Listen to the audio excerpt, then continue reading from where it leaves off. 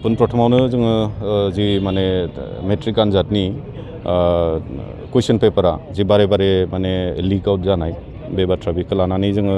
दुलाराय बर' फरायसा आफाद हिसाबै कन्डेम खालामदों। उदालगुरि जिल्ला दुलाराय बर' फरायसा आफादनिफ्रायबो जोङो बेखौ कन्डेम खालामदों। खोब माने सेबा बर्डनि थाखाय बेयो खोब लाजिथावना आरो माने मुगैथाव मोनसे माने जाथाय होननानै जों बुंनांगोन। खारन देग्लाय बोसोराव प्राय 4 लाखनिख्रुइबो बांसिन फरायसुला फरायसुलिफ्रा मेट्रिक आनजाद होदों। जाय मेट्रिक आनजादा सासे फरायसानि जिबनाव बयनिख्रुइ माने देरसिन मोनसे आनजाद होननानै जों बुंनो हायो फरायसा जिबनाव। बेनो माने जागायजेननाय सासे गथ'नि माने केरियार दानायनि। दा अब्ला बेबायदि मोनसे आनजादखौ नों जागायजेननायनिफ्रायनो प्रथमाव इंलिश जितु पेपार बेखौबो माने लिक जानाय बे ओंखारबाय आरो बेनिफ्राय मोननैसो सेन्टाराव बेखौ माने रि एग्जाम लाफिननाय जागोन होननानैबो जोङो मिथिनो मोन्दों। दा बिनि उनाव आरो नेक्स्ट माने जेनेरेल मेथ्सनि फैलायबाय। जेनेरेल मेथ्सआबो नों माने लिक जानायनि बाथ्रा आखु आरो नै लास्टलि दिनै जितु जेनेरेल साइन्सनि पेपार बियो लिक आउट जानाय। दा बेखौबो जों नुदों मा माने हरनि गेजेराव बिथांमोना मोनसे नटिस जारि खालामदों आरो नटिसआव ओरैबायदि माने नों गनायथावै माने एखेबारे लाइट बिथांमोननि जितु लेंगुवेजफोर बे नटिसआव जारि खालामदों बिथांमोना जे माने बेखौ माने आखाइजों लिरनाय मोनसे माने पेपारा लिक जादों आरो बे आखाइजों लिरनाय पेपारा लिक जानायाव जाहाथे छात्र छात्रीफ्रा माने उसुगुदु जाया बिनि थाखाय जोङो दिनै माने बे 13 तारिखआव दिनैनि तारिखआव जानो गोनां साइन्सनि जि आनजाद बेखौ माने केन्सेल खालामनाय जाबाय होननानै बिथांमोना बुंदों। दा बेबायदि इमान लाइट लानानै जुदि लाङोब्ला सासे गथ' माने इमान 4 लाख गाहाम गथ'फोर माने फरायसुला फरायसुलिनि जिबनखौ लानानै बेबायदि इमान लाइट लायोबा बे बोरै जानो हानो। दा बेयावहाय बेखायनो जों दुलाराय बर' फरायसा आफाद हिसाबै बिथांमोनखौ जोङो दिनैनि तारिखआव धिक्कार होदों, कन्डेम खालामदों जाहाथे माने बेबायदि आरो पुनराय जाया। जों सानदों मा बिथांमोना जुदि सेबा बर्डआ आरो जुदि इडुकेसन डिपार्टमेन्टआ बा इडुकेसन मन्थ्रिया जुदि प्रथमबारावनो इंलिशनि पेपारा जिथिया लिक जादों बै समावनो जुदि माने कठोर बेबस्था लानायमोनब्ला बधय बेबायदि माने दिनैनि तारिखआव आखु जानाय नङामोन। खिन्थु बिथांमोनखौ बै समाव नुबाय खुनु बेबायदि सिरियास लायाखै, लायालाबासिनो सरकार आरो सेबा बर्डनिफ्राय खोब माने लेहेमिया बिथांमोना खालामदों जायनि कारनाव बिदि बारे बारे जाबाय थानो मोन्दों। दा बेखायनो जोङो बिथांमोनखौ खावलायगोन जाहाथे माने जायफोरा बेबायदि गाज्रि मोनसे कान्द'आव बा कार्यकलापाव लिप्त दङ गासैखौबो माने हमनांगौ आरो दुलाराय बर' फरायसा आफादनिफ्राय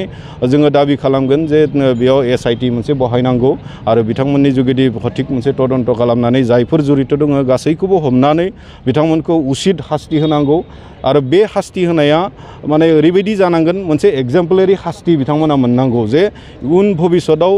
माने सोरबाया जुदि सोरबा दुष्ट चक्रआ बेबायदि खामानिखौ मावनो एसे थांनायनि सिगां प्राय 10 बार बिथाङा जाहाथे सिन्ता खालामफिननो गोनां जायो। दा बिनि थाखाय माने बेबायदि बेबस्था लानांगौ, हास्ति होनांगौ। जों दुलाराय बर' फरायसा आफादनिफ्राय बेखौनो दाबि जनायदों।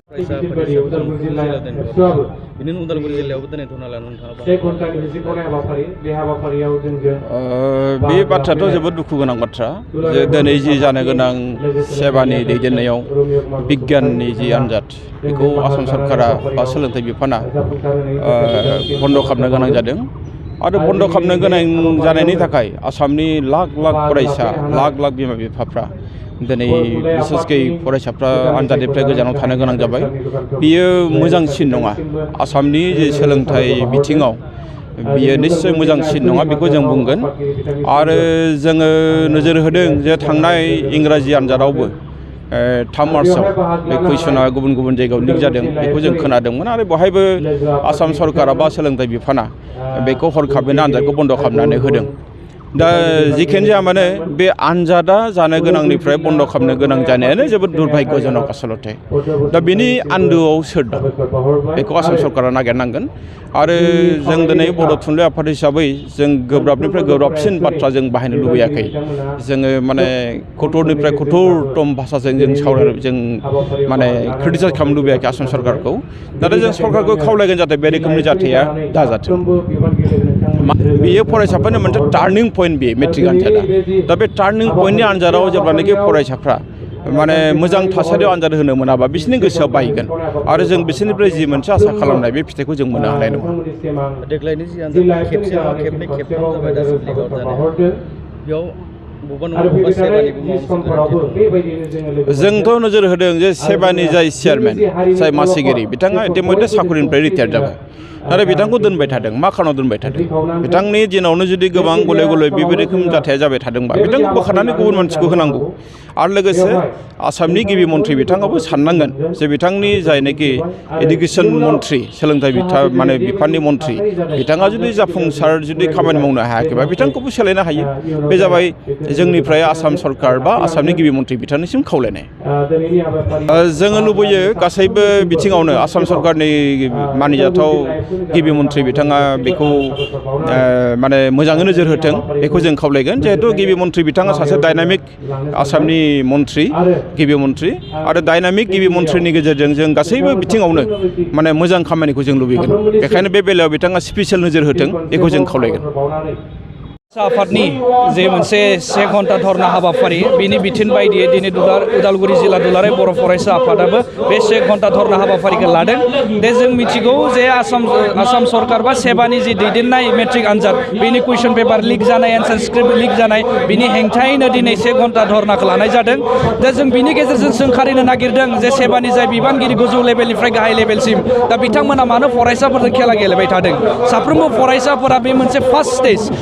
बेबायदि मोनसे गड़बड़खौ लोगो मोनबाय थायोब्ला गभर्नमेन्टनि जि मोनसे गाज्रि पलिसि बा सेबानि जि मोनसे फेइलार मोनसे पलिसि बिनि गेजेरजों साफ्रोमबो मेट्रिक आनजाद लिरगिरि फरायसाफोरा बिथांमोना गाज्रि भुगिनांगौ जाबाय थादों दा बिथांमोननि फिउचारखौ लानानै बिथांमोननि भबिष्यखौ लानानै मानो थाखाय बिथांमोना खेला गेलेबाय थादों दा बिनि गेजेरजों सोंखारिनो नागिरदों जों डिमान्ड होदों जे स्ट्रिक्ट एक्शन बिनि सायाव लानांगौ जाय बिबानगिरिफोरा जाय सेबानि बिबानगिरिफोरा बे हाबाफारिजों लोब्बा दङ मानोना गभर्नमेन्टआ बिनि सायाव स्ट्रिक्ट एक्शन लायाखै बिनि थाखायनो बे खनले जाबाय थानो मोनदों दा गाबोन समफोर गोबां फरायसाफोरा गोबां गावबा गावनि थांखियाव थांगोन दा बेबायदि मोनसे खेलेमेले थासारिया जाबाय थायोबा